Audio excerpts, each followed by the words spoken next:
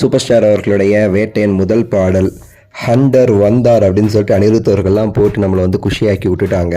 இந்த பாடல் குறித்து ஒரு சுவாரஸ்யமான ஒரு சம்பவம், அதாவது ரஜினிகாந்த் அவர்கள் பாடியிருக்காருங்கிற மாதிரிலாம் சொன்னாங்க. அதை பற்றி பேசலான்னு சொல்லிட்டு தான் இந்த ஒரு வீடியோ. ஆக்சுவலாக வந்து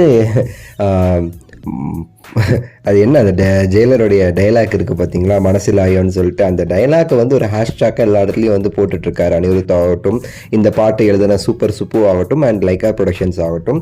நம்ம ஃபேன்ஸ் எல்லாருமே வந்து யோசிக்க ஆரம்பிச்சிட்டாங்க, அந்த ஹுக்கும்ங்கிறது வந்து எதனால் வந்து பாட்டோடைய டைட்டில் ஆச்சு அப்படின்னா, ரஜினிகாந்த் அவர்கள் ஹுக்கும்ங்கிற அந்த வேர்டை யூஸ் பண்ணுறனால வந்து அவ்வளோ பெரிய இதாச்சு. இவங்க மனசிலாயோன்னு சொல்கிறத பார்க்கும்போது இந்த படத்தில் ரஜினிகாந்த் அவர்கள் மனசிலாயோங்கிற ஒரு வார்த்தை யூஸ் பண்ணுறாரு.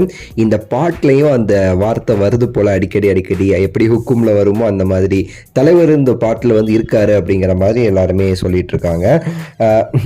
இதை பற்றி நம்ம பார்த்தோம்னா இந்த பாட்டில் வந்து ஹண்டர் வந்தார் அப்படின்னு சொல்லிட்டு சொல்கிறாங்க. அது வந்து லைனா இல்லை அது டைட்டிலா இல்லை மனசிலாயோங்கிறது வந்து ஒரு டைலாக்கா, அந்த படத்துக்கான ஒரு முக்கியமான ஒரு டைலாக்கா, இல்லை அதுதான் அந்த பாட்டோடைய டைட்டிலா, இல்லை அந்த வார்த்தையை ரஜினிகாந்த் அவர்கள் இந்த பாட்டில் வந்து சொல்கிறாரா அப்படிங்கிறதுமே ஒரு இதாக இருக்குது. நான் ஆல்ரெடி வந்து சொல்லியிருந்தேன், வேட்டையனில் வந்து ரஜினிகாந்த் அவர்கள் ஒரு பாட்டுக்கு வந்து வேர்டு வந்து டப்பிங் வந்து கொடுக்குறாரு, எப்படி ஹுக்குமுக்கு கொடுத்தாரோ அந்த மாதிரி வந்து இதில் ஒரு கொடுக்குறான்னு சொல்லி நான் சேனலில் சொல்லியிருந்தேன்.